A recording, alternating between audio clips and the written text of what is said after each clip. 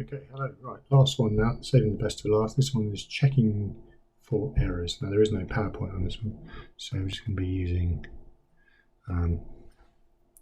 this text here. Right, okay, so the first one, how do we make sure that what we send, or what we receive is what is sent?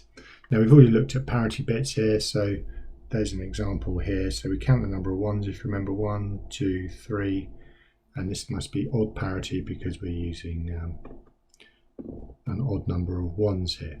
All right, and it says that there. Okay, so what would be the parity bit if we're using odd parity for this one? So 1, let's make it a bit bigger. So 1, 2, 3. So the parity bit for that one would be a big 0. Okay. Now, but the parity bit would normally go into that bit there. Now, other ways of checking for errors. Now, this one is called majority voting. So essentially what we do, each bit, now that's the important bit, each bit is sent a number of times. It doesn't have to be 3, but obviously it needs to be an odd number. So we send bit 0 here. So this is what we're sending going across here. Okay. And then we send each of those 3 times. So we'd send bit with that 0, 0, 0, 0. But when it's received, it might be 0, 0, 1 because bits get flipped due to interference. Excuse me. So what we would then do is go, okay, we'll just take the majority of those 3 bits as what we get. So we get, oh, that's a 0. That's obviously 0. We've got a 1 there, 0, 0. 1, 1, 0. So we actually get, even though there was some bit flipping going on there during the transmission. So on this one here, so we're receiving this, and we grouped it into 3s. Okay, because we already know that it's that.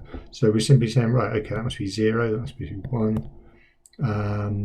1, 0, 0, 1, 1, 0. Okay, so that's what hopefully was sent. Now, checksums. Now, this is not the best example here, but basically what we do is if we want to send something, then what we can do is apply a checksum to the data that we're going to send to ensure that it's still the same once it arrives. Okay.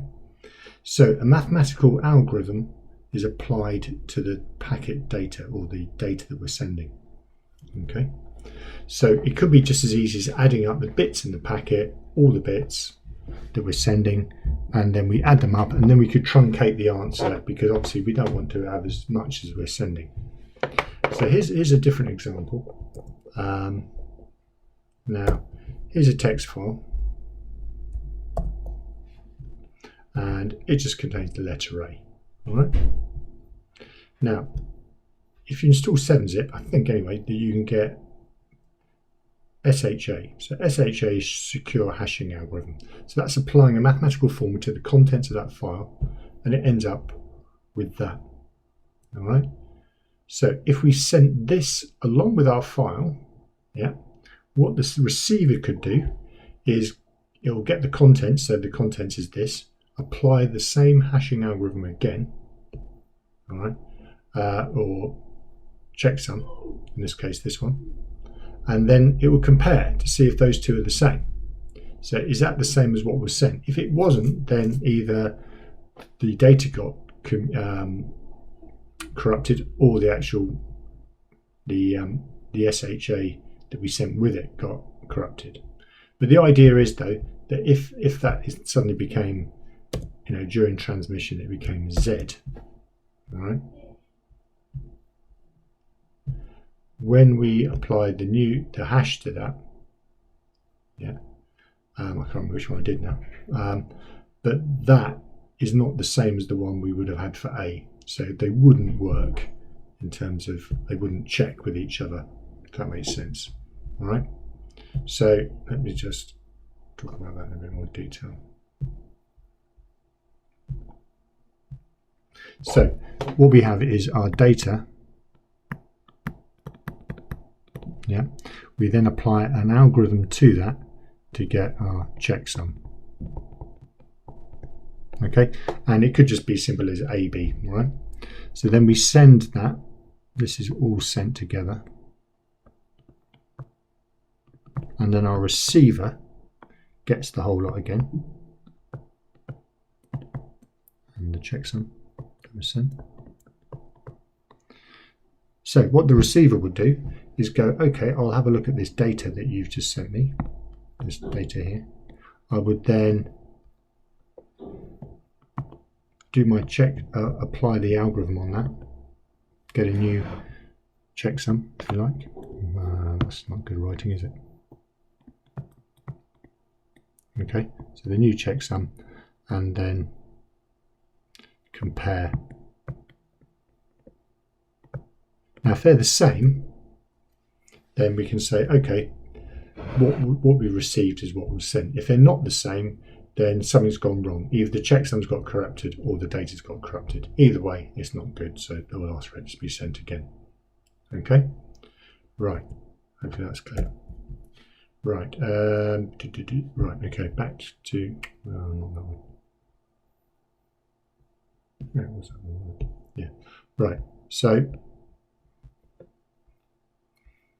now check digits. Now these are something you may have come across before. Now, when you look at an ISBN check digit on the back of your book, this is called an ISBN 13 check digit. The last digit here is actually calculated from all the previous ones. So that one there is calculated from all of these. Okay. So how do we do that? It's called the ISBN 13 check digit. Sometimes it's called the modulo 10 system. So we have our number, so the 12 digits, not including the check digit. And what we do is we put a weight underneath it. And all we do is go 131313. All right, hence the 13. That's where it comes from. Now we multiply the weight and the digit together to give us a number. So 19 is 9, 3 7s is 21, 8 1s are 8. And then we add all those up and we get 99. Then what we do is we divide that by 10 and say, what's the remainder? Okay, which is 9. And then we subtract that from 10 to give us 1. All right, so that is the check digit. Now the idea is, if, for instance, we're ringing up someone or typing it in and we got 2 digits around the wrong way here, then what should happen is that the check digit for that number would not be the same. Sometimes it is, but the majority of times it wouldn't be. All right, so let's have a look at another example here.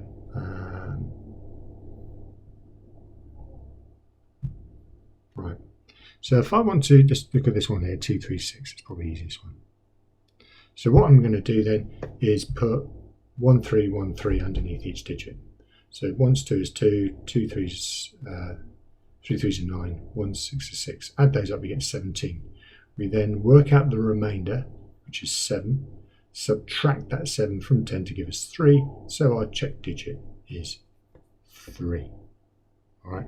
So what we would do is write it like that. Now over here is a slightly different example. Got 1 2 3. What's the check digit for that? Well, 1 2 3. We go 1 3 1. So we get 1 plus 6 plus 3, which is 10. 10 mod 10 is 0. Now that 10 minus 0. Yeah, 10 minus 0 is 10. But we can't have a check digit of 10. So what we do, if it is 10, we make it 0. So the check digit in this case would be 0. Okay. Right. For number going back then, why does that keep? That's from a book. So we got 3, 6, 9, 12. So there's 12 digits there, and we need to work out the check digit for that one. Okay, that'll be fun. It's quite easy to make the mistake there. Right, there's some exercises for you to do. Just double check, make sure. Yeah, I haven't put them in yet, but I will do.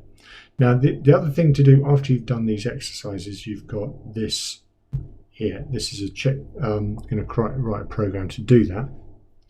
Right, so it will do these things. So you'll enter a barcode or any numbers. And what we can do is two things. Either add a check digit to a number that we just entered, or we can check the number is valid, the check digit is included. All right. So, for instance, this time we've entered a number. Hopefully is that the same one?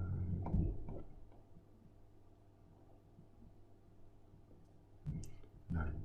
Okay, I thought it might have been the same one as there. Right, so, and it goes, right, that number is valid with the check digit 3.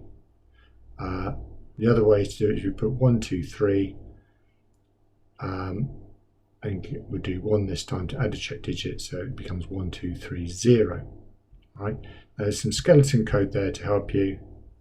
Hopefully it's all good stuff. It is good stuff. I've put some comments in to help you do it, but it's up to you how you do that, really. But basically, you're going to treat it's like read it as a string and then convert them into numbers. So that's essentially it. It's fairly straightforward. So basically, really, on this one we have error checking and correction, so parity, majority voting, checksums, check digits. All right, there we go. All right.